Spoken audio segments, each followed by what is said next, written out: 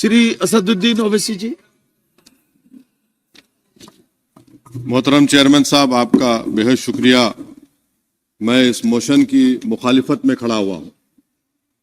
Sir, मैं शुरुआत में हबीब जालिब का एक शेर पढ़ना चाहता हूं। आप उर्दू जानते हैं और लॉ मिनिस्टर भी उर्दू जानते हैं।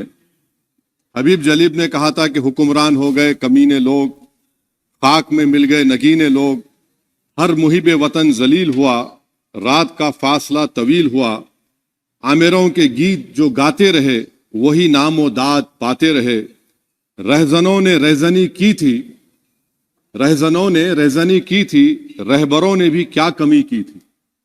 सर, मैं अभी सुन रहा था हमारे शिंदे ग्रुप के शिवसेना के पार्टी लीडर अपनी तकरीर कह रहे थे। कहा कि 6 दिसंबर में जब बाबरी मस्जिद को शहीद किया जा रहा था तो उस वक्त के वजीर आजम नरसिम्हा राव पूजा कर रहे थे।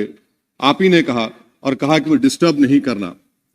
तो ये बड़ा अजीब मौका है कि बीजेपी की ताईदी पार्टी ये कह रही है कि नरसिम्हा राव ने कहा कि मुझे डिस्टर्ब मत करो, मैं पूजा कर रहा हूं, और जिसने रथ यात्रा निकाला, इन दोनों को मोदी सरकार ने इस मुल्क का सबसे बड़ा सिविलियन अवार्ड दे दिया, सबसे बड़ा सिविलियन अवार्ड दे दिया। तो ये बताता है कि इंसाफ जिंदा है या जुल्म को बरकरार रखा जा रहा है। तीसरी बात यह है कि सर, इस ऐवान में सियासी पार्टियां आएंगी चले जाएंगी, आप आए मैं आया हम भी चले जाएंगे, मैं जमीन की गिजा बन जाऊंगा, यह ऐवान तो बाकी रहेगा। मगर सर, मैं ताजुब कर रहा हूं कि लोकसभा मुख्तलिफ आवाजों में कैसे बोल सकता है। लोकसभा तो एक ही आवाज में बोलना चाहिए, और लोकसभा भी भारत के संविधान आइन के बेसिक स्ट्रक्चर का ताबे है।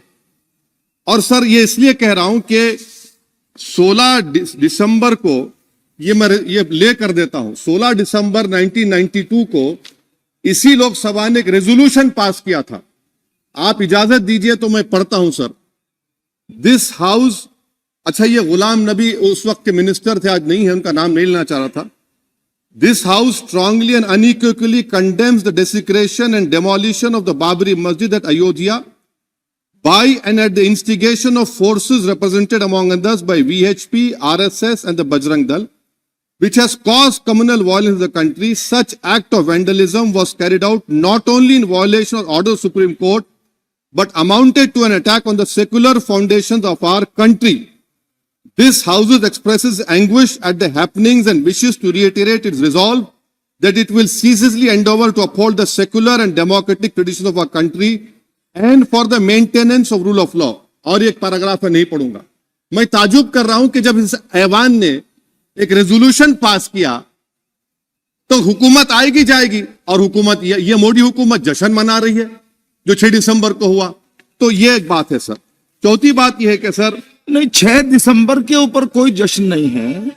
राम मंदिर के निर्माण की जो प्रतिष्ठा हुई है उसको संबोधन कर रहे हैं, और वो सर्वोच्च न्यायालय के द्वारा तथ्यों के आधार पर दिए गए निर्णय के कारण से हुआ है। सर्वोच्च न्यायालय का निर्णय है, तो तथ्यों के आधार पर निर्णय है। वो विषय आपने बोल दिया, ठीक है, ओके। परंतु जो मंदिर का निर्माण है वो नियमानुसार सर्वोच्च न्यायालय के निर्णय से तथ्यों को देख करके। एक सेकंड, आप इस्लाम के बहुत जानकार हैं, विद्वान हैं वैसे भी अब कानून के। यदि किसी अन्य धर्म के स्थान पर मस्जिद बनाई जाए तो शायद उसको मान्य नहीं किया जाता। अभी ASI ने, सुप्रीम कोर्ट ने स्वीकार किया है कि वहां पर राम मंदिर था। तो इस विषय केवल यह है कि वहां पर राम मंदिर ठीक बना कि नहीं बना, वो विषय हो गया। तो कृपया इस पर यदि आप कुछ बोले तो बोले प्लीज। सर, मैं आपको गलत साबित कर दूंगा सर भी। और मैंने रुक तो जाइए बड़ी इज्जत के साथ सर, मैं आपकी बड़ी इज्जत करता हूं सर। आपको मैं कोट कर रहा हूं सुप्रीम कोर्ट का जजमेंट, पैराग्राफ 1222 रोमन 17, उसमें लिखा गया है, the destruction of the mosque took place in breach of the order status को and the assurance given to this court, the destruction of the mosque and obliteration of Islamic structure was an egregious violation of the rule of law. Egregious का मतलब जो छोटी मोटी अंग्रेजी में आती है वो क्रिमिनल एक्ट कहा। और सर आपने कहा था कि वहां पर मंदिर को तोड़कर बनाया गया। सर मैं आपके सामने ये तमाम चीजें लेकर दूंगा, सुप्रीम कोर्ट के जजमेंट के पैराग्राफ्स हैं जिसमें सुप्रीम कोर्ट ने एएसआई की रिपोर्ट को नकारा। उन्होंने कहा कि मंदिर को तोड़कर मस्जिद नहीं बनाई गई थी। सुप्रीम कोर्ट ने कहा, ये सुप्रीम कोर्ट ने कहा। अब और मैं रख दूंगा, आप पढ़ लीजिए, आप पढ़ लीजिए। अच्छा सर मैं अपनी तकरीर पर आ जाता हूं, मैं अपनी तकरीर पर आ जाता हूं सर। तो मैं अपनी बात कर देता हूं सर। तो मैं ये पूछना चाह रहा हूं कि क्या मोदी सरकार एक समुदाय, एक मजहब की सरकार है या पूरे देश के मजाहिब को मानने वालों की सरकार है, जिसको नहीं मानते उनकी सरकार है? हमको बता दीजिए। क्या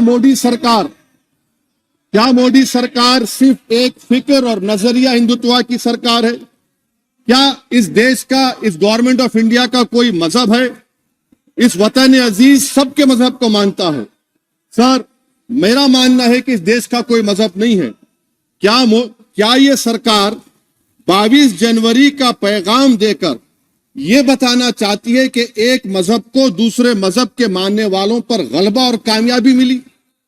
क्या आइन इसकी इजाजत देता है? क्या ये पैगाम आप जब ऐवान से दे रहे हैं तो 17 करोड़ मुसलमानों को आप क्या पैगाम दे रहे हैं, ये मैं आप पर छोड़ता हूं। सर 49 में धोखा हुआ, 86 में धोखा हुआ, 92 में धोखा हुआ, 2019 और 22 में भी इस ऐवान के जरिए हमको धोखा दिया जा रहा है। और अफसोस के साथ कहना पड़ता है सर कि मुस्लिम अक़लियत को हमेशा यह कहा गया कि तुमको भारत के शहरी बरकरार रहने के लिए एक बहुत बड़ी कीमत तुमको चुकानी पड़ेगी, और हम पर इल्जाम लगा दिया गया। सर क्या मैं बाबर का स्पोक्स पर्सन हूं? क्या मैं जिना का स्पोक्स पर्सन हूं? क्या मैं औरंगजेब का स्पोक्स पर्सन हूं? बताइए सर, आखिर मैं कहां तक आप मुझे लेकर जाएंगे? दूसरी बात यह है सर, दूसरी बात यह है कि फिर 6 दिसंबर के बाद देश में फसाद हुआ, नौजवानों को टाडा में डाला गया जो बूढ़े होकर निकले। यकीनन आपकी सरकार नहीं थी, आपकी सरकार नहीं थी। अच्छा बल्कि मैं तो मर्यादा पुरुषोत्तम राम की इज्जत करता हूं, मगर मैं नाथूराम गोडसे से नफरत करता हूं। मेरी नस्लें नफरत करती रहेंगी क्योंकि नाथूराम गोडसे ने उस शख्स को गोली मारी जिसके जबान से आखिरी लफ्ज निकले हे राम। सर छठी बात यह है कि 87 में मलियाना हाशिमपुरा हुआ, 83 में नेल्ली हुआ, 44 में जम्मू में नस्ल कशी हुई, 2022 में हल्दीवानी में कत्ल हुआ। इतने धोखे सबसे बड़े किसको दिए गए? असदुद्दीन ओवैसी को दिए गए। मगर फिर भी मुझसे ही कहा जाता है कि वफादारी को तुम साबित करो अपनी ओवैसी। सर आज भारत के 17 करोड़ मुसलमान अपने आप को अजनबी और एलिनेट महसूस कर रहे हैं। मैं बहुत बड़ी नाइंसाफी होती है, सर ये कोई तारीखी नाइंसाफी को इंसाफ नहीं किया जा रहा है। स्पीकर सर अंग्रेजी में स्पीकर सर केवल एक प्रश्न का जवाब ओवैसी साहब दे दें कि बाबर को वो आक्रमणकारी मानते हैं या नहीं मानते? पुष्पमित्रा संघा को आप क्या मानते हैं? बताओ, पुष्पमित्रा संघा को आप क्या मानते हैं? जम्मू के वो, कश्मीर के वो राजा को क्या मानते हैं जिसके पास एक फौज थी मंदिरों को तोड़ने के लिए? आप क्या मानते हैं? यही तो मैं कह रहा हूं कि निशिकांत दुबे 47 में आजादी मिली, असदुद्दीन ओवैसी से बाबर की बात पूछ रहे हैं। तुम गांधी की बात पूछते, तुम बोस की बात पूछते, तुम जलियांवाला बाग की बात पूछते, तुम काला पानी में जो मुसलमान शहीद हो गए उनकी बात पूछते, मगर बाबर की बात पूछी जाती है। तो सर मैं आपको बता रहा था, खामखा डिस्टर्ब किए सर मुझे, मेरा वक्त ले लिए निशिकांत दुबे। सर मैं आपसे कह रहा था मोदी हुकूमत ये पैगाम दे रही है भारत के मुसलमानों को कि जान बचाना है या इंसाफ चाहते हो। मैं कह रहा हूं मैं भीख नहीं मांगूंगा, मैं इस नंगी तासुब को कबूल नहीं करूंगा। मैं दूसरे दर्जे के शहरी के मौक़िफ़ को कबूल नहीं करूंगा। मैं अपनी शनाख्त को नहीं मिटने दूंगा। अब मैं झूठी और दिल फरेब बातों पर हरगिज भरोसा नहीं करूंगा। मैं वो काम नहीं करूंगा जो बीजेपी और नाम निहाद सेकुलर पार्टियां चाहती है। मैं वो काम करूंगा जो आपको पसंद नहीं है, संविधान के दायरे में रहकर।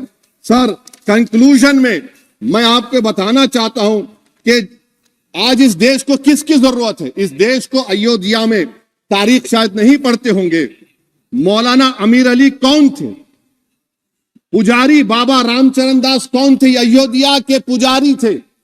दोनों ने मिलकर अंग्रेजों के खिलाफ जंग लड़ी थी और दोनों ने, अंग्रेजों ने इनको गिरफ्तार किया और एक पेड़ पर मौलाना अमीर अली को और पुजारी रामचरण दास को फांसी दे दी गई। देश को इनकी जरूरत है। देश को शंभू प्रसाद, अचन खां, ये राजा देवी बख्श सिंह के फौज में थे, अंग्रेजों से मुकाबला किया, मुसलमान की लाश को जला दिया गया और शंभू प्रसाद को दफना दिया गया। इस देश को यह जरूरत है। देश को बाबा मोदी की जरूरत नहीं है। आज भारत को अयोध्या के मौलाना अमीर अली और रामचरण दास, अचन खान, शंभू खान की जरूरत है। सर, मैं अभी सुन रहा था ये नाम निहाद सेकुलर पार्टियों के बयानात को। क्या होता है सर, आप, खत्म कर रहा हूं, क्या होता है सर, जब काजी साहब गवाहों को लेकर दुल्हन के पास जाते कि तुमको निकाह कबूल है, तो दुल्हन शर्मा के खामोश बैठ जाती। तो इनकी खामोशी रजामंदी की अलामत है। जी जी। तो सर, मैं खत्म करने से पहले यह बताना चाह रहा हूं कि जब वजीर आजम जवाब देंगे तो क्या वो भारत के 140 करोड़ जनता के लिए जवाब देंगे या फिर सिर्फ हिंदुत्व की फिक्र रखने वालों का जवाब, मैं खत्म कर जवाब देंगे। मैं ये देश, दुनिया, मुसलमान देख रहा है। सर, मैं आपको यह भी बताना चाह रहा हूं, आखिर में कंक्लूड कर रहा हूं सर, 1 मिनट चाहिए, 1 मिनट चाहिए सर। सर, मेरा मानना यह है कि आज मैं बहैसियत एक भारत के गयूर मुसलमान के, let me stand as a tall Indian Muslim and say that the light of Indian democracy today is at its dimmest today, sir.